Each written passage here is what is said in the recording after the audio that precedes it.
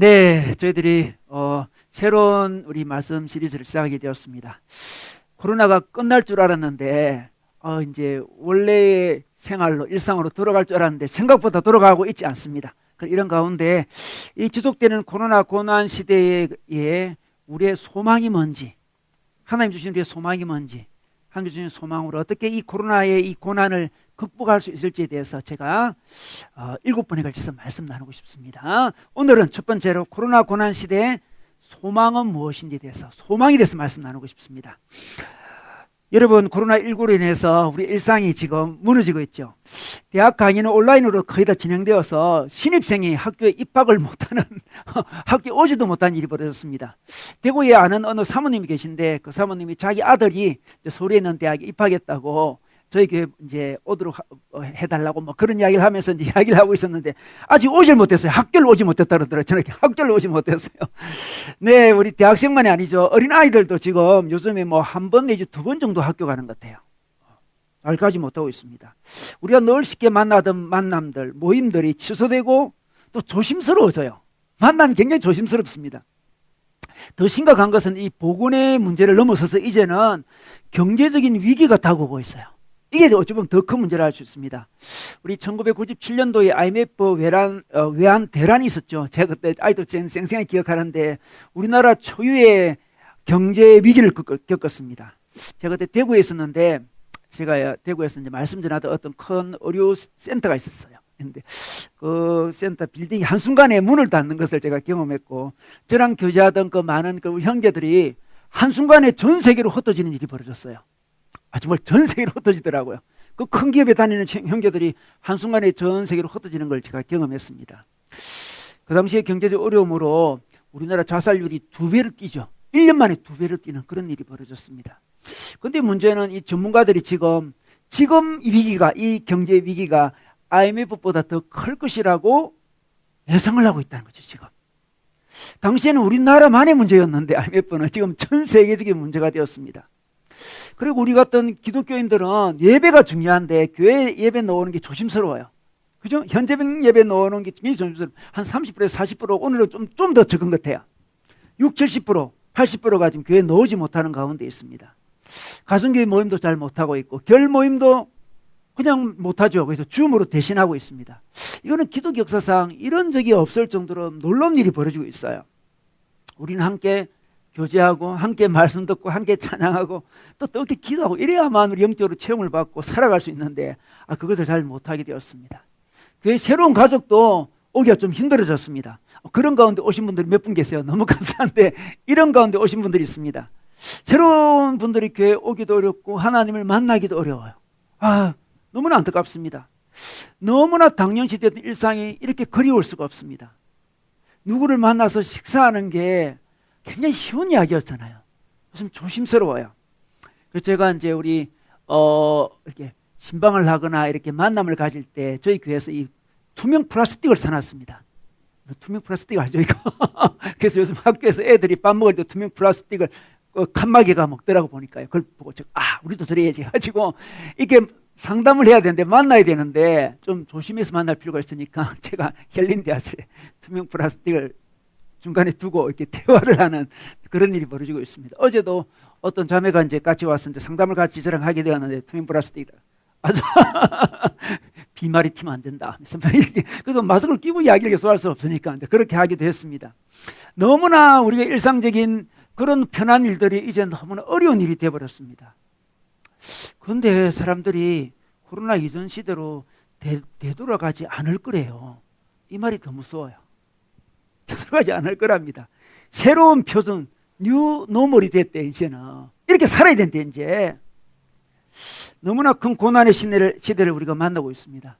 이 고난의 시대, 이 위기의 시대를 우리가 어떻게 극복할 수 있을까요? 이겨낼 수 있을까요?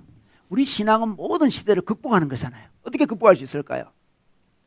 우리 주님 우리에게 소망을 말씀하십니다. 소망을 가지고 이걸 극복하면 좋겠습니다. 우리 주님 우리에게 주시는 그 소망이 어떤 소망인지 오늘 말씀을 통해서 나누고 싶습니다. 우리 베드로전서 오늘 말씀 보겠습니다. 베드로전서 1장 1절에서 7절까지 오늘 말씀 읽어주시겠습니다.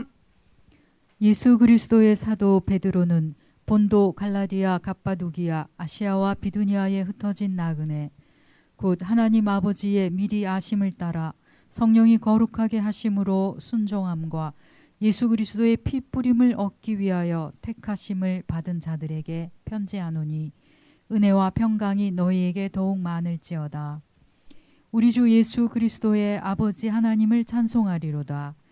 그의 많으신 긍휼대로 예수 그리스도를 죽은 자 가운데서 부활하게 하심으로 말미암아 우리를 거듭나게 하사 산 소망이 있게 하시며, 썩지 않고 더럽지 않고 쇠하지 아니하는 유업을 있게 하시나니 곧 너희를 위하여 하늘에 간직하신 것이라. 너희는 말세에 나타내기로 예비하신 구원을 얻기 위하여 믿음으로 말미암아 하나님의 능력으로 보호하심을 받았느니라. 그러므로 너희가 이제 여러 가지 시험으로 말미암아 잠깐 근심하게 되지 않을 수 없으나 오히려 크게 기뻐하는도다. 너희 믿음의 확실함은 불로 연단하여도 없어질 금보다 더 귀하여 예수 그리스도께서 나타나실 때에 칭찬과 영광과 존귀를 얻게 할 것이니라. 아멘. 오늘 베드로전서는 예수님의 수제자 베드로가 소아시아에 있는 5개 교회에게 보낸 편지입니다. 이 소아시아 하면 요즘은 터키 지방을 이야기합니다. 근데 터키 지방, 소아시아 지방에 어떻게 교회가 세워져 있었을까요? 자, 거기에 편지를 했는데 어떻게 그 교회가 세워져 있었겠습니까? 베드로는 예수님의 수제자고 정말 초대교회 사도인데 그 전에 누가 복음을 전했단 말입니까? 어떻게 소아시아 지역에 교회가 있을까요? 그것도 지금 5개 교회를 이야기하고 5개 교회만 있었던 게 아니에요. 많은 교회들이 있었는데 어떻게 그곳에 교회가 세워져 있었을까요? 왜냐 그러면 유대인들이 이곳에 살고 있었습니다. 그들이 유대 절기를 맞이해서 예루살렘에 성지순례 왔었습니다. 성지순례 왔다가 베드로의 설교를 듣게 되죠. 설교를 듣게 되어서 예수님을 영접하게 되고 세례를 받게 됩니다. 그래서 예수님을 영접하기가 너무 좋아서 고향으로 돌아가지도 않고 예루살렘에서 신앙생활을 하고 있었어요. 그러다가 유대교 유대인들이 그들을 핍박하게 되죠. 유대교에서 기독교를 개종했으니까 핍박을 하게 됩니다. 그 핍박을 견디지 못해서 어떻게 됩니까? 다시 흩어지게 됩니다. 어디로 흩어졌습니까? 자기가 원래 살던 곳으로 흩어졌습니다. 다른 곳으로 흩어진 사람도 있어요. 자기가 원래 살던 곳으로 흩어졌습니다. 흩어져 그 고향으로 다시 돌아가서, 고향은 아니죠. 자기가 살던 곳으로 돌아가서 교회를 세웠습니다. 그 교회는 가정교회였습니다. 저희 교회처럼 가정교회였습니다. 그 당시 교회는 다 가정교회예요. 가정교회를 세웠습니다. 그리고 그들이 주위의 사람을 전도했는데 유대인도 전도하고 이방인도 전도했습니다. 그래서 이 소아시아 교회는 유대인들도 있었고 이방인들도 있었습니다. 자, 근데 이 교회들이 지금 고난을 당하게 되었습니다. 고난을 당하게 되었습니다. 근데 원래 이들은 고난을 당하고 있었습니다. 어떤 고난을 당하고 있었습니까? 유대교에 있던 사람이 기독교인이 되니까 당연히 같이 살던 유대교인들로부터 고난을 당하고 있었어요. 고난을 당하고 있는 상황이었어요. 그런데 지금 또 어떤 고난을 당하겠냐 그러면 로마의 박해를 당하게 됐어요. 로마의 박해를 당하게 되었습니다. 이런 베드로 전서는 기원 후 한 64년에서 65년 사이에 기록되었다고 사람들은 이야기하고 있습니다. 근데 이때가 언제냐 그러면요, 64년 7월 달에 로마에 대화재가 일어났습니다. 로마가 이제 14구역으로 되어 있는데 10개 구역이 불타버렸습니다. 서울의 구가 몇 개인지 잘 모르겠지만 서울에 10개 구가 불탄 거죠. 얼마나 큰 화재입니까? 그 인류 역사상 3대 화재 중에 이 첫 번째 화재가 바로 로마 대화재입니다. 화재가 일어났습니다. 그때 이제 황제가 네로 황제였죠. 이 화재로 말미암아 네로는 정치적인 위기에 몰리게 됩니다. 더욱이 네로가 이 화재의 방화범이라는 소문도 돌았습니다. 소문도 돌았습니다. 이 네로가 시를 굉장히 좋아했습니다. 시를 굉장히 좋아했는데 그런데 재능은 없었어요. 그게 문제였습니다. 시는 좀 재능이 없었습니다. 그 시상이 잘 안 떠올랐죠. 그래서 시상이 떠오르도록 하기 위해서 로마를 방화했다, 뭐 이런 소문이 돌았습니다. 사실인지 아닌지는 지금도 알 수 없습니다. 자, 이 소문까지 도니까 더 큰 정치적인 위기에 몰린 거예요, 지금 네로가. 그래서 어떻게 했습니까? 이 위기를 벗어나기 위해서 평소에 좋아하지 않던 기독교인들에게 누명을 씌워서 이 기독교인들이 로마의 화재를 일으켰다, 이렇게 하면서 기독교인들을 핍박하기 시작했습니다. 기독교인들이 그 당시에 많은 많은 기독교인들이 그때 학살을 당하게 되죠. 원형 경기장으로 끌려가가지고 맹수의 밥이 되었습니다. 이 고난 속에 있는 이 소아시아의 기독교인들에게 사도 베드로가 이 고난을 어떻게 극복할 수 있을지, 어떻게 이겨낼지를 베드로 전서를 통해서 건면하고 있습니다. 자, 오늘 1절 말씀에 보니까요, 베드로는 그들을 향해서 흩어진 나그네라고 불렀습니다. 그들은 흩어진 나그네라고 부르고 있습니다. 나그네란 게 어떤 걸까요? 그리스 로마 시대의 나그네는 또 어떤 것일까요? 여러분, 나그네라는 말은 자기 고향이 아닌 곳에 일시적으로 아니면 또 좀 오랫동안 거주하는 낯선 사람들을 나그네라 그러죠. 사실 소아시아에 살고 있는 유대인들은 처음부터 나그네였습니다. 여러분, 유대인들은 어디에 살아야 됩니까? 유대인들은 팔레스타인에 살아야 되죠. 그런데 지금 소아시아에 살고 있잖아요. 원래 나그네였습니다. 근데 이들이 언제 이 소아시아로 왔을까요? 언제 왔을까요? 언제 왔을까요? 여러분, 기원전 6세기에 아시리아와 바빌론에 의해서 북이스라엘과 남유다가 멸망하게 됩니다. 그 멸망할 때 그 강대국들이 이스라엘 백성들 전 세계로 흩어버렸어요. 그때 소아시아로 갔습니다. 그래서 팔레스타인 안에 살고 있는 유대인보다 팔레스타인 밖에 사는 유대인이 훨씬 더 많았습니다. 그래서 이 흩어진 유대인들을 디아스포라 유대인이라 이렇게 부르죠. 여러분, 현대사회도 있잖아요. 자기 고향이 아닌 곳에 살면 많은 불이익을 겪게 되잖아요. 많은 고난을 겪게 됩니다. 요즘 미국의 인종 갈등도 좀 해묵은 문제 아니겠습니까? 아프리카에 살던 흑인들을 억지로 잡아다가 뭐 역사적으로 대대로 이 고생을 시키는 거죠. 고통을 주고 있습니다. 이게 흑백 갈등이 일어나면 늘 경찰들이 백인의 편을 들었어요. 늘 역사적으로 늘 그랬습니다. 그러니까 경찰이 자기를 부른다든지, 경찰이 자기 보고 서라 그런다든지, 그죠? 경찰 자기를 잡든지 이렇게 하면 흑인들은 그냥 본능적인 거부감이 있는 거예요. 그래서 이런 일이 자꾸 벌어지는 거예요. 자꾸 벌어집니다. 이 무릎으로 사람의 목을 누리는 모습을 저도 미군 부대에서 본 적이 있어요. 그래서 저 모습은 좀 과도하다. 아이고, 이분들이 너무 과도하다. 그것도 우리 한국 사람이었어요. 마음이 좀 아팠어요. 그 당시에 제가. 아무리 저 사람이 무슨 불법으로 뭔가를 한 것 같은데 또 이 목을 그렇게 누르다니 하면서 제가 그래 넘어갔었는데 이번에 보니까 그런 일이 또 발생했더라고요. 보니까요. 여러분, 자기 고향이 아닌 곳에 살면 고난을 당하게 됩니다. 현대사회도 그런데 고대사회는 더 심하지 않겠습니까? 디아스포라 유대인들은 각종 고난을 당했습니다. 그리고 결혼 대상도 제한이 돼 있어요. 사랑도 아무나 할 수가 없었습니다. 땅의 소유도 제한이 돼 있었고 유산 상속에도 한계가 있었고요. 세금을 그 지역 사람들보다 디아스포라 유대인들은 더 많이 내어야 됐습니다. 죄를 지으면 더 엄한 형벌을 받아야 됐어요. 지역 주민에 의해서 불신과 비방과 차별을 당하고 있었습니다. 원래 고난을 당하고 있는 거예요, 지금. 그런데 기독교인이 되자 고난은 더 가중되었습니다. 비록 이방 땅이었지만 유대인끼리는 잘 지냈거든요. 유대인들끼리는 굉장히 친밀합니다. 그런데 유대교에서 기독교로 개종하자 유대인들이 그들을 핍박합니다. 고난이 가중되고 있어요. 가중되고 있습니다. 그런데 또 로마 제국마저 지금 기독교인들에게 핍박을 가하고 있습니다. 유대교는 봐주는데 기독교는 봐주지 않고 있었습니다. 고난이 여러 겹으로 다가오고 있습니다. 여러분, 그들이 이 디아스포라 되어서 이 터키 지방에 온 것은 물론 그들의 잘못은 아니었습니다. 조상들의 잘못이었죠. 그러면서 참 고난은 이중적이라 할 수 있습니다.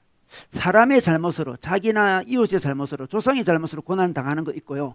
그 다음에 신앙 때문에 고난 당한 게 있습니다. 이중적이죠. 이중적인 고난을 지금 다 당하고 있습니다. 조상의 죄 때문에도 고난을 당하고 지금 신앙 때문에도 고난을 당합니다. 이때 그들을 향해서 베드로는 나그네라 이렇게 이야기합니다. 이 나그네란 말은 또 이중적이죠. 타향에 살고 있기에 타향에 사는 것 때문에 고난 당하고 있잖아요. 그죠? 타향에 살고 있는 그 자체가 나그네죠. 그리고 우리는 영적으로도 나그네예요. 이 세상 안의 가치관을 따라가지 않잖아요. 우리는 영적으로도 나그네. 두 가지 나그네. 이런 베드로가 이 나그네를 강조한 이유가 뭐 있겠습니까? 나그네의 정신, 나그네의 영성을 가져야만 이 고난을 이겨낼 수 있기 때문에 그렇습니다. 나그네는 진짜 고향이 따로 있는 거예요. 지금 잠시 여행 왔습니다. 우리는 갈 곳이 있습니다. 타향에서 살면 고난도 있고 불편한 것도 있는 거예요. 당연하지 않겠습니까? 영적으로 우리는 나그네예요. 나그네. 우리 모두는 우리는 영적으로 나그네잖아요. 그래서 이 땅에 살면 불편도 있고 고난도 있고 어려움도 있는 게 당연한 거예요. 그래서 이 땅을 살아갈 때 고난이 올 때 왜 내 인생에 고난이 오냐 이렇게 반응할 필요가 없습니다. 내 고향이 아니니까 나그네니까 당연하지 이렇게 생각해야 됩니다. 코로나는 이렇게 반응해야 되죠. 올 것이 왔구나. 내가 더 어려울 때 아는 것에도 너무 감사하다. 올 것이 왔구나. 깨어진 세상의 고난은 너무나 당연한 거예요. 올 것이 왔구나. 깨어진 세상은 언제나 문제가 일어납니다. 우리의 고향은 여기가 아니에요. 그래서 우리는 고난을 바라볼 때 당연시해야 됩니다. 왜 내게 고난이 오지? 이렇게 반응하는 순간 고난에 대해서 우리는 극복할 힘을 잃게 됩니다. 하나님께서 우리를 나그네라 부르셨지. 세상 불편하다 그러셨는데 정말 불편하네. 요즘에 사람도 잘 못 만나. 불편해요. 불편해. 어렵고 그렇습니다. 경제적인 어려움도 있습니다. 여러분, 유대인들은 기원전 6세기에 바빌론 포로로 이곳에 잡혀왔습니다. 자, 성전이 파괴되었습니다. 그들은 성전 중심으로 예배를 드렸거든요. 성전이 파괴되어 버렸어요. 성전에서 제사 드리는 곳으로 신앙을 유지한 사람들인데 성전이 파괴되고 자기는 또 이스라엘을 떠나버렸습니다. 지금.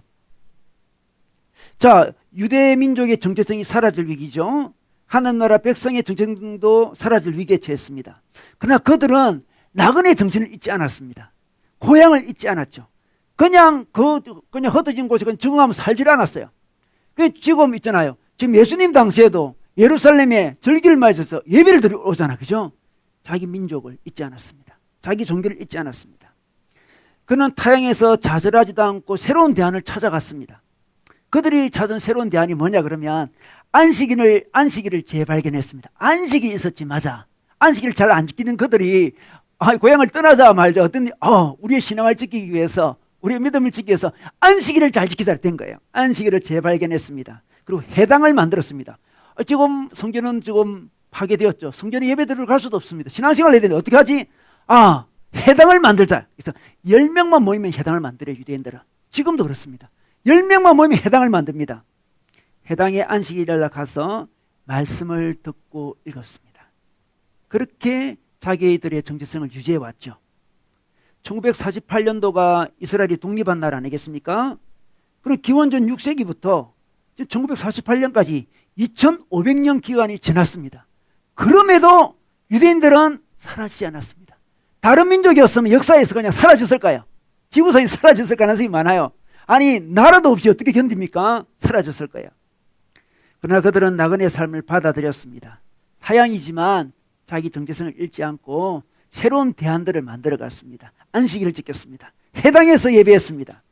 여러분, 우리도 마찬가지예요. 우리도 나그네 인생을 받아들여야 돼요. 나그네는 불편합니다. 어렵습니다. 힘듭니다. 이런 가운데 새로운 대안들, 내 영성을 유지하고 나의 정체성을 유지하고 하나님 나라 백성으로 살기 위해서 우리가 다시 새로운 대안들을 만들어 가야 되는 거죠. 자주 만나지 못합니까? 그럼 다른 대안을 만들어 가야 되는 거예요. 우리가. 원래 이 세상은 불편한 거예요. 나그네이기 때문에. 어려운 거예요. 줌으로 만납니다. 줌이 참 좋은 것 같아요. 제가 줌. 부족함도 많이, 줌이 있다는 게 너무나 감사해요. 우리 새로운 대안을 만들어 갈 거예요. 불편한 세상에서 계속 새로운 대안을 만들어가는 이 자세, 바로 나그네 정신이죠. 나그네 정신. 여러분, 이 땅에서 불편도 없고 어려움도 없기를 바라는 마음은 나그네 영성이 아니에요. 그런 자세를 딱 가지게 되면 인생은 정말 괴로워요. 나그네로 이 땅에 온 거예요. 이 땅은 우리가 주인으로 사는 곳이 아닙니다. 머물러 있을 곳이 아니에요. 나그네로 이 땅에 왔습니다. 그래서 불편한 걸 바라보면서, 어려운 걸 바라보면서 나그네로 그것을 극복해야 됩니다. 이상한 일이 아닙니다. 너무나 당연한 일이에요. 우리 인생에 일어나는 많은 일들. 더 나아가서 우리 고난시대에, 이 시대에 우리는 하나님이 주신 소망을 품어야 됩니다. 자, 이 소망은 우리가 보통 세상에서 이야기하는 소망과 어떻게 다른지 한번 말씀을 나눠보기를 원해요. 자, 우리 3절에 보겠습니다. 우리 3절 끝에 보면 우리를 거듭나게 하사 산 소망이 있게 하시며, 그런 말씀이 있습니다. 우리가 거듭나면, 이 거듭난다는 뜻은 다시 태어난다는 말이죠. 우리 성령으로 우리는 새로운 생명을 얻게 되었습니다. 다시 태어납니다. 그게 믿음이죠. 믿음으로 우리는 새로운 삶을 살게 되었습니다. 근데 새로운 삶을 살게 되면, 거듭나게 되면 뭐가 생기냐 그러면 오늘 말씀해 보니까 산소망이 있대. 산소망. 이 산소망은 살아있는 소망 이 말이에요. 살아있는 소망. 영원한 소망. 과거에 머무는 소망이 아니죠. 현재도 미래도 계속 유지되는 소망을 가지게 된다는 거죠. 이 소망을 가지고, 살아있는 소망을 가지고 현재의 위기를, 고난을 극복하라고 이야기하고 있습니다. 여러분, 빅터 플랭크라는 우리 정신과 의사가 있습니다. 제가 이분 이야기를 이전에 여러 번 한 적이 있는데, 이 의사가 2차 대전 때 아우슈비츠 수용소에 갇히게 되었어요. 갇혀서 그게 같이 수용자들의 모습을 관찰하게 되었습니다. 자기 정신과 의사다 보니까 관찰을 하게 돼요. 그런데 있잖아요. 이 수용소, 비참한 수용소 생활에서 그 고난 아니겠죠, 고난. 이 고난 중에 고난에 대응하는 방법들이 다름을 발견하게 됐어요. 사람마다. 근데 그게 네 종류, 네 부류.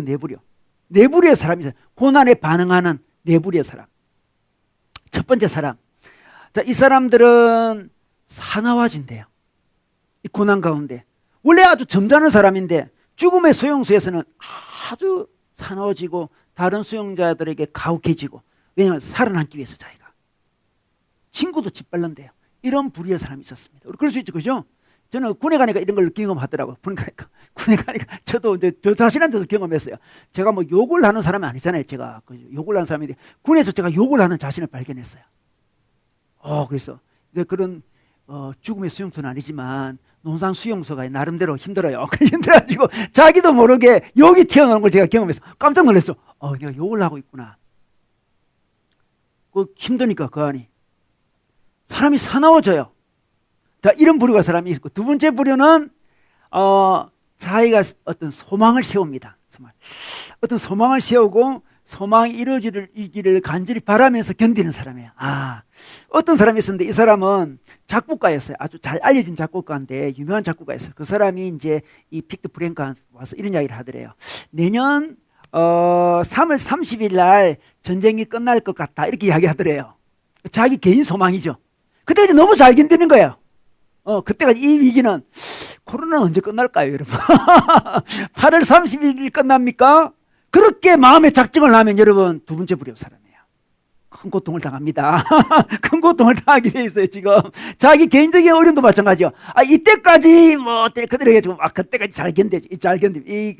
작곡가 그렇게 견뎠다는 거죠. 근데 3월 30일 날 이 전쟁이 끝난다고 확신하고 있었어요. 근데 그날이 점점 가까워져. 3월 29일이 되었어요. 전쟁이 끝날 것 같지가 않아. 3월 30일 내일 끝나야 되는데 오늘 29일. 29일 날 갑자기 그 사람이 열이 올랐어요. 일어났어요. 그리고 30일 날 의식을 잃었습니다. 31일 날 죽어버렸어요. 우리 개인적인 소망을 쫓는 게 얼마나 위험한지를 알게 되겠죠. 자기가 정한 소망은 굉장히 위험해요. 그 수용소에 병들이 질병들이 많이 있었대요. 자기가 정한 그 소망이 때까지는 잘 견뎠는데 그게 넘자마자 그 많은 바이러스가 자기를 타고 온 거죠, 지금. 바이러스 이길 만한 힘이 없어진 거예요. 그래서 우리 고난에 대해서 우리가 인간적인 소망을 품는 게 얼마나 위험한지를 알게 됩니다. 우리는 그러고 싶잖아요. 나의 이 문제가 언제까지는 풀린다는 그걸 잡아야만 살 수 있을 것 같잖아, 그죠? 이게 코로나 이전 시대로 안 들어가는데 얼마나 안타까운 이야기예요, 여러분. 얼마나 안타까운 이야기예요. 이 사람이 두 번째 부류예요. 세 번째 부류는 어떤 사람이냐 그러면 이곳에서 나가기만 하면 행복을 다시 찾을 수 있을 거라고 주장하는 사람들이래요.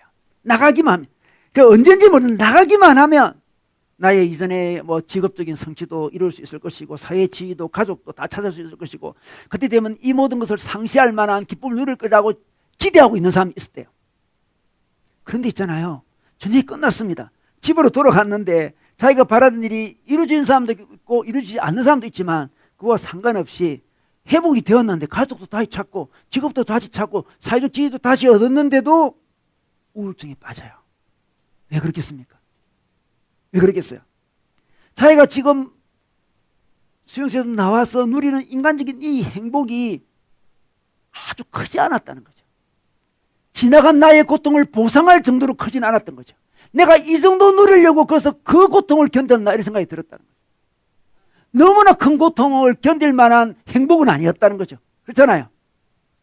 우리가 바라는 일을 가진다 한들 자기가 그 가지려고 정말 죽을 고생을 다 했다면 사람은 실망하게 돼요. 제가 고3 때 있잖아요. 우리 고3 때 이제 시험도 치고 수업도 다 끝나가지고 할 일이 없으니까 선생님들이 이제 수업 안 하잖아요. 그때 수업 안 하니까 선생님이 이러더라고. 한 명씩 나와 그러더라고. 한 명씩 나와가지고 자기 하고 싶은 이야기 뭐든지 해래요. 항상 뭐든지 수업 시간에 뭐든지 하는 거예요. 근데 한 친구 우리 반에 한 친구가 나와서 자기가 어제 신문을 읽었는데 신문에 나오는 이야기를 해주겠대요. 신문에 나오는 이야기 이런 이야기였습니다. 우리 지금 이제 대학 갈 애들이죠. 어떤 대학생이 있었는데 그 대학생이 고시 공부를 열심히 했대요. 그 신문에. 근데 그 고시 공부 열심히 한 친구가 이렇게 이제 고시 공부하고 합격한 다음에 쓴 글이래요. 나는 이 고시에 패스하기 위해서 열심히 공부했다. 너무나 열심히 공부해서 처음에는 왼손을 잘랐다. 왼손은 상징적인 의미죠. 왼손을 잘랐다. 자기 인생을 좀 잘라낸 거죠. 더 열심히 공부하기 위해서 오른손도 잘랐다. 쉽게 고시가 안 되잖아요. 더 열심히 공부해서 왼쪽 다리도 잘랐다. 더 열심히 공부해서 오른쪽 다리도 잘랐다. 겨우 고시를 통과해 보니 그런데 내게 남은 것이 없었다. 이렇게 하면서 그 친구가 자살을 했다는 거예요. 자살하면 유언장에 그걸 남겼다는 거예요. 내가 고시 합격해 보니 이 기쁨이 그렇게 자기 온몸을 자를 정도의 기쁨은 아니었던 거예요. 이거 행복은 아니, 그 정도 행복은 아니었던 거야. 어차피 수용소에서 그 심한 고통을 겪었는데 나오보니 이 세상이 주는 그 기쁨이라는 거, 행복이라는 것은 이 고통을 상쇄할 정도로, 보상을 할 정도로 크지는 않다는 거죠. 그래서 우울감 속에 지내는 사람, 또 일부는 자살을 했대요. 세 번째 부류의 사람. 첫 번째도 두 번째도 세 번째도 너무 안타깝죠. 안타깝습니다. 네 번째 부류의 사람은 외부의 환경에 너무나 큰 기대를 하지 않는 사람이래요. 외부에 인간적인 행복에 큰 기대를 하지 않는 사람. 그 사람이 어떤 내적인 힘을 가지고 있더래요. 그 사람들이 제일 잘 견딘대요. 외적인 보상을 크게 바라지 않는 사람들. 그는 이 세상이 주는 어떤 바램, 그걸 가지지 않는 사람들이 훨씬 강하더라는 거죠. 그 신앙으로 이야기하면 어떻습니까? 궁극적인 소망이 있는 사람이 강하더라. 궁극적인 소망. 이 땅이 주는 소망 말고 이 땅 위에 있는 소망을 가진 사람. 바로 천국의 소망이죠. 이 무한하고 영원한 소망을 가지지 못하면 우리 고난이 엄청 컴해 있잖아요. 견딜 수가 없습니다. 자그마한 고난을 이길 수 있어요. 그런데 큰 고난을 이길 수 없습니다. 포로 수용소는 어떤 곳입니까? 집중적으로 고난이 집중되는 곳이잖아요. 집중 고난 캠프잖아. 어찌 보면 우리 지금 코로나가 집중 고난 캠프 비슷하게 흘러가는지도 모르겠어요. 고난이 집중되고 있습니다. 이때 우리에게 필요한 것은 영원한 소망입니다. 이 영원한 소망을 사절에서 소개하고 있습니다. 한번 볼까요? 사절에 썩지 않고 더럽지 않고 쇠하지 아니하는 유업. 이 유업이 바로 유업이라고 하는데 기업은 땅을 이야기합니다. 자, 기업을 잊게 하시고 곧 너희를 위하여 하늘에 간직하신 것이라. 하늘에 간직한 땅, 하늘에 간직한 기업, 유업을 이야기합니다. 여러분, 디아스포라 유대인들은 원래 가나안 땅에 유업을 받았습니다. 땅들을 다 받았잖아요. 그래서 다 버려두고 지금 쫓겨왔잖아요. 땅이 없어요. 우리도 이방인이잖아요. 우리도 지금 나그네잖아요. 우리도 땅이 없습니다. 그런데 하나님께서 유업, 기업, 영원한 하늘에 간직한 땅을 주셨습니다. 그게 소망이죠. 영원한 소망이죠. 그것을 가져야만 현재 문제를 극복할 수 있습니다. 그래서 코로나 사태는 있잖아요. 우리에게 정말 우리가 영원한 소망을 가지고 있나를 바라보게 하는 좋은 기회예요. 이 위기를 극복할 수 있는 길은 영원한 소망이에요. 영원한 소망밖에 없습니다. 하늘나라 소망이죠. 천국의 소망입니다. 천국의 소망을 가져야 돼요. 이 소망은 있잖아요. 우리가 거듭날 때 산 소망을 가지잖아요. 거듭난 사람만 간직할 수 있는 소망이에요. 거듭나지 않은 사람은 이런 소망이 있는지도 알지 못하죠. 우리만 가진 소망, 영원한 소망을 가집니다. 여러분, C.S. 루이스가 이런 이야기를 해요. 우리 기독교가 이 세상에서 영향력을 잃어버린 이유는 천국을 소망하는 마음을 잃어버렸기 때문이다. 이렇게 이야기해요. 여러분, 요즘에 천국을 소망하는 마음이 있습니까? 천국을 소망하는 마음이 있습니까, 지금? C.S. 루이스는 세상을 좋은 세상으로 만들려고 하면 이 세상 이상을 추구하는 사람이 있어야 된다고 이야기를 해요. 이 세상이 전부라고 하면서 세상을 고칠 수는 없다는 거죠. 이 세상보다 더 위의 것을 추구하는 사람이 여유를 가지고 이 세상을 고칠 수가 있습니다. 이 수도사들이 그런 마음으로 세상을 고치려고 했는데요. 여러분, 수도사들은 세상을 떠났습니다. 세상을 사랑하지 않았습니다. 인간적으로 사랑하지 않았죠. 진짜는 사랑한 거죠. 떠났습니다. 떠나서 광야로 갔죠. 광야에서 이 세상을 고친 게 수도사들이죠. 바로 그들은 이 세상 위에 있는 사람이에요. 우리도 마찬가지죠. 세상 이상의 것을 추구할 때 세상을 회복시킬 수 있습니다. 우리는 천국을 이야기하면 있잖아요. 뭐 잘못된 내세관 있잖아요. 이렇게 세상을 등지는 잘못된 내세관, 종말론. 그런 것들 때문에 천국이란 말을 하기도 약간 꺼리지는 그런 시대에 접했잖아요. 우리가. 시대에 접혔습니다. 천국의 이야기는 잘하지 않고 기독교 윤리 이야기를 많이 하잖아. 자꾸 기독교 윤리 이야기를 많이 해요. 기독교 윤리 이야기를 많이 해요.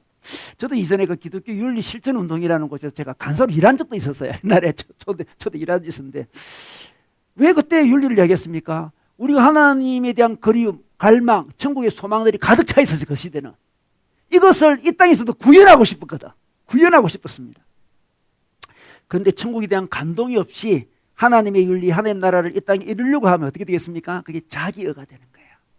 천국에 대한 감동이 없는데 감동이 있어야 하나님 윤리를 드러내지 않겠습니까? 감동이 있어야만 하나님 나라를 드러낼 능력이 생기지 않겠습니까? 특별히 오늘 이 고난을 이길 수 있는 것은 천국에 대한 감동이 있어야 되는 거죠. 여러분 천국에 대한 감동이 있습니까?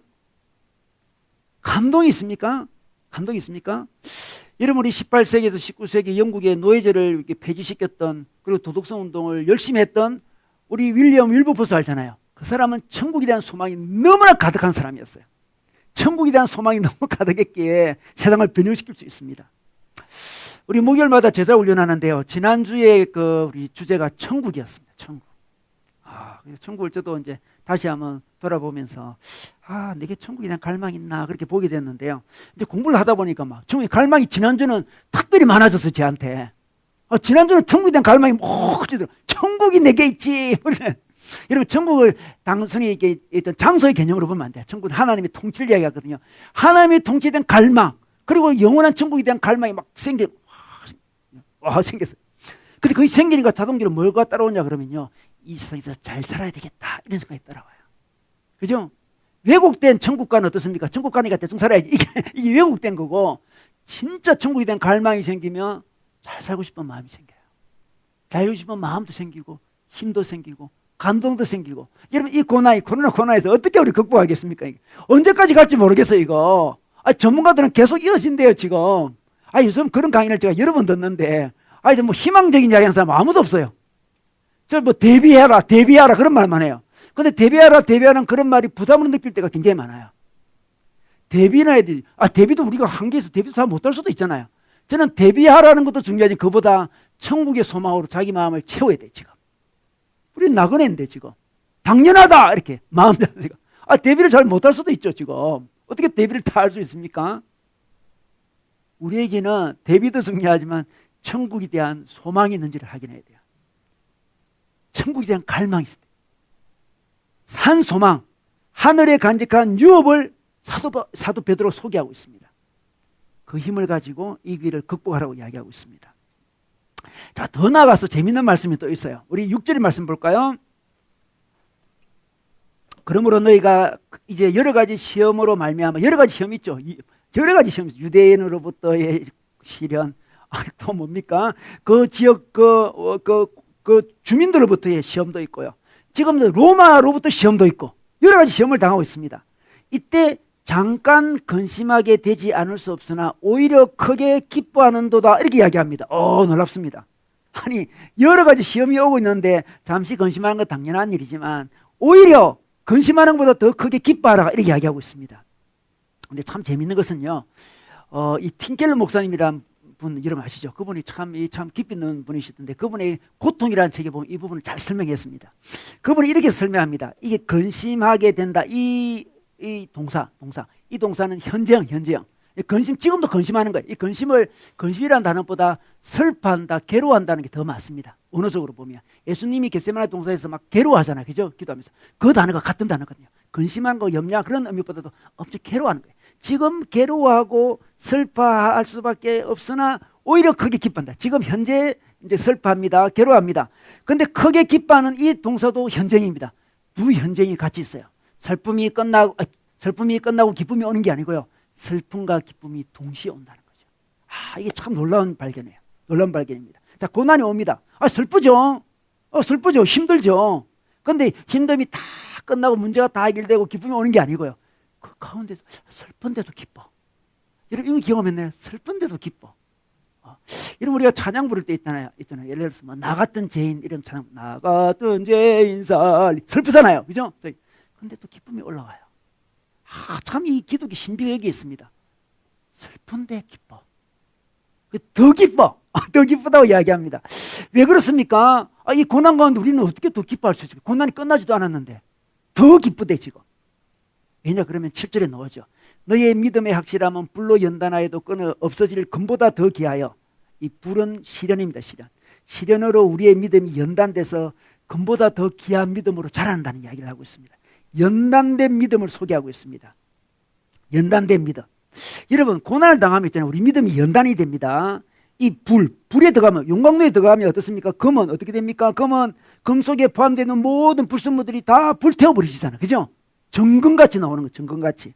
여러분, 이 고난을 통해서 우리는 뭘 경험할 수 있나 그러면 우리 속에는 우리 믿음이 있잖아요. 우리 믿음이 있습니다. 근데 우리 믿음 안에 불순물들이 많아, 지금. 근데 이번 코로나를 통해서 불순물들이 사라질 기회가 굉장히 많이 있어요, 지금. 놀랍죠? 어떤 불순물이 있습니까? 안락한 생활 좋아하잖아요, 여러분. 우리 얼마나 안락한, 우리나라 좀 안락을 얼마나 추구하는 나라입니까, 우리나라가. 이미 기독교인들도 같이 그냥 그 가치관에, 그 분위기에 그냥 같이 편성하고 있어요. 다 안락한 집, 안락한 생활, 안락한 직장, 좋아하잖아요. 안락을 지나치게 좋아하고, 쾌락을 좋아하고, 뭐 자존심 강하고. 우리 기독교인도 자존심 강하잖아요. 자존심 강하고. 교만하고, 재물과 권력을 사랑하고, 남들 보기에는 은혜도 있고 교양도 있어 보이는지 모르겠지만 불태워 보면 알아요. 불태워. 용광로에 들어가 보면 알아요. 용광로에 들어가기 전에 몰랐어. 그냥 대충 숨기고 살았어. 용광로에 들어가면 불순물이 녹여나도 우리 죄성이 녹여나는 거죠. 자기 이심, 자기 연민, 자기 썸뿌리, 비겁함, 온갖 영혼의 불순물들 있잖아요. 불순물들이 막 이 고난 가운데 막 불태워지는 거예요. 그래서 우리가 잘 아는 욥기 23장 10절 말씀 한번 볼까요? 자, 욥기 23장 10절 말씀. 그러나 내가 가는 길을 그가 아시나니 그가 나를 단련하신 후에는 내가 순금같이 되어 나오리라. 옛날 말씀에는 정금 같다 했는데 순금 같다 그럽니다. 순금이 돼. 순금 같던 신앙을 가지게 된다는 거죠. 이게 소망이에요. 와, 이번 고난이 나의 신앙을 순금같이 만들겠네. 그런 생각이 드는 거예요. 기대가 되는 거예요. 소망이 되는 거예요. 와. 그리고 있잖아요. 이 믿음이 생기면 있잖아요. 믿음이 커지면 커질수록 어떤 영적 감각이 자랍니다. 자랍니다. 영적 감각이 무슨 감각이에요? 영적 감각. 영적 감각은 천국을 느끼는 감각이에요. 천국은 기쁨이잖아요. 믿음이 커지면 커질수록 눈이 안 보이는 천국을 자꾸 느껴요. 눈이 안 보이는 하나님을 많이 느낍니다. 기쁨이 커질 수밖에 없는 거예요. 그동안은 세상이 주는 환경으로 기뻐했거든요. 뭐 직업을 통해서, 가족을 통해서, 뭐 지위를 통해서, 그런 걸 통해서 기쁨을 누렸는데 그 기쁨과 차원이 다른 기쁨을 누릴 수 있는 길은 믿음이 커지는 거거든요. 믿음이 순수해지는 거거든. 정금 같은 믿음이 되는 거예요. 그래서 불순물이 사라지면 정금 같은 믿음이 점점 되어가면서 자기도 몰랐던 기쁨이 보이는 거예요. 고난을 통해서 슬펐는데 슬픈데 신앙이 자라면서 기쁨도 느끼는 거예요. 저게 있었지. 하늘나라가 있었지. 하나님이 계셨지. 막 기쁨을. 근데 이 기쁨이 더 커. 이 기쁨으로 현재의 고난을 극복하라고 이야기하고 있습니다. 그러므로 있잖아요. 어둠이 짙을수록 별이 더 초롱초롱 빛나잖아요. 그죠? 이 고난이 있을수록, 슬픔이 짙을수록 우리의 기쁨이 커지는 걸 경험해 봐야 돼요. 나는 슬픔을 경험하면 그냥 기쁨이 없어질 줄 알았는데 아니구나. 기독의 신비는 여기 있습니다. 내가 이 고난을 많이 당해가지고 내 기쁨도 다 없고 나는 삶에 낙도 없고 막 그런 줄 알았는데 아니에요. 이 슬픔이 가득한 이 세상에 점점 내 속에 불순물이 사라지면서 눈이 막 떠입니다. 하늘나라가 막 보여요. 주님이 보입니다.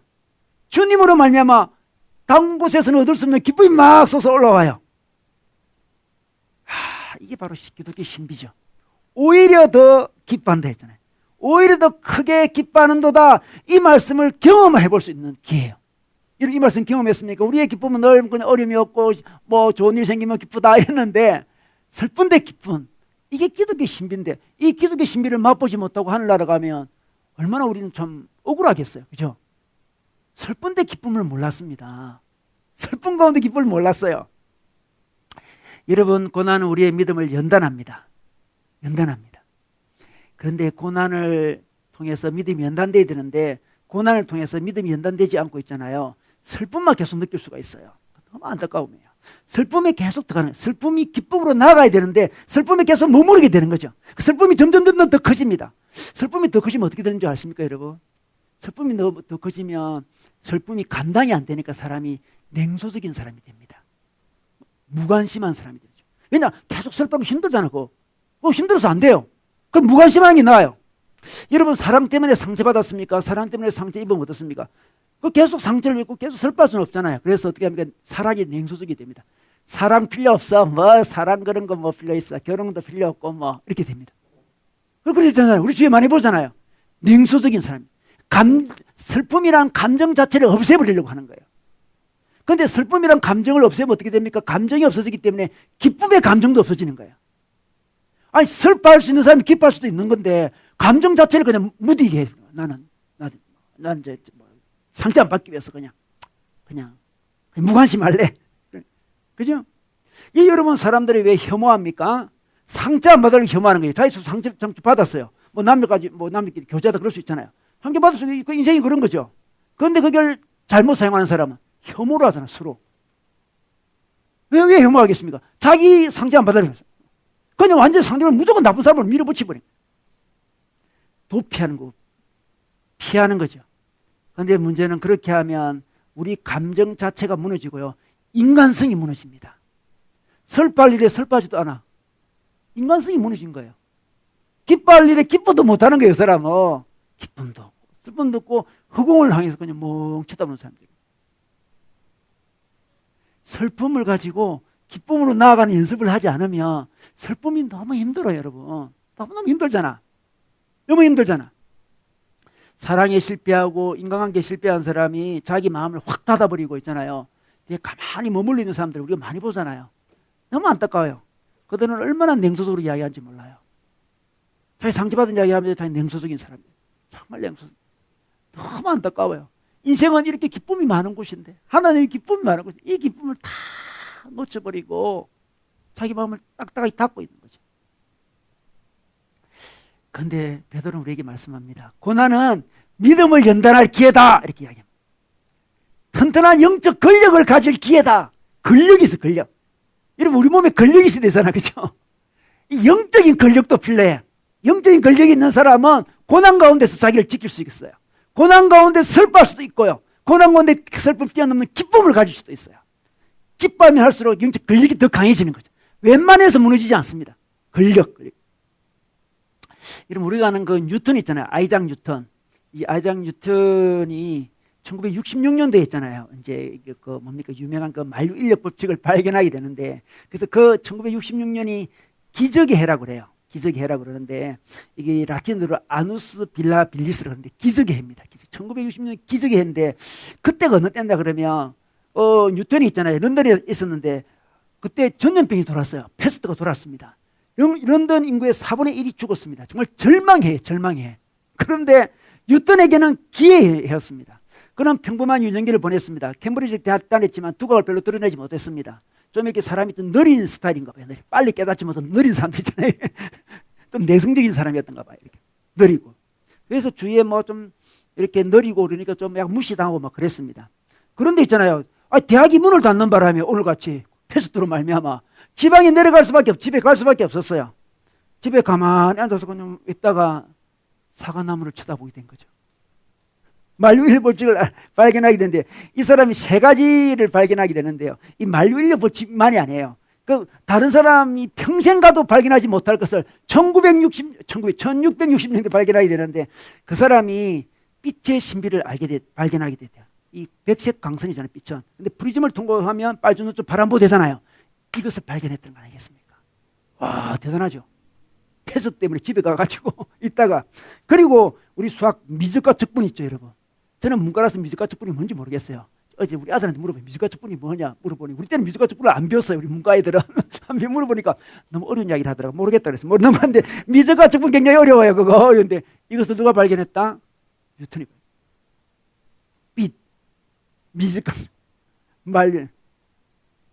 위기는 이렇게 기회가 될 수 있습니다. 지금은 2020년이 코로나19로 말미암아 절망의 해가 될 수도 있고요. 뉴턴처럼 기회의 해가 될 수 있습니다. 이 소망을 가져야 돼요. 하나님 2020년 내 인생의 기회가 되게 해주십시오.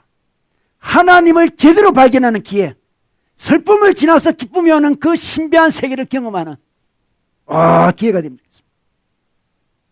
사람들이 뭐 BCAD, 뭐 BCAC, 뭐 애프터 코로나, 비포 코로나 그 이야기를 하잖아요. 이 해가 그 해예요. 기적의 해가 되면 좋겠습니다. 내 인생의 AC 대 AC, 애프터 코로나. 영적인뿐만이 아니죠. 우리 삶도 마찬가지입니다. 하나님, 새로운 차원으로 내 삶이 성장할 수 있는 기회가 되게 해주십시오. 이렇게 주님 앞에 나아가면 좋겠습니다. 지금 고난이에요. 너무나 큰 고난입니다. 아니 어찌 될지도 모르겠어요. 지금 이때 우리는 두려워하거나 자살하지 않고 나그네 형성을 회복해야 돼요. 원래 이 땅은 문제가 많은 땅이에요. 편하게 살려고 온 게 아니에요. 나그네로 왔습니다. 삶은 불편하고 삶은 어렵고 예상치 못한 고난들이 오는 곳이 이 땅입니다. 나그네 형성으로 극복하면 좋겠습니다. 이 땅에 궁극적 소망이 없습니다. 이 땅에 소망으로는 이 코로나를 극복할 수 없어요. 궁극적인 소망, 하늘의 소망으로 극복하면 좋겠습니다.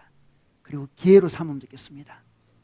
뉴턴이 기회에 1666 의미 있는 해로 삼듯이 우리도 2020년이 우리 하나님 앞에 우리의 영성이 새로워지는 해, 기회의 해, 우리 인생을 새롭게 하는 해, 그런 해로 새로 거듭나기를 주님의 이름으로 축원합니다.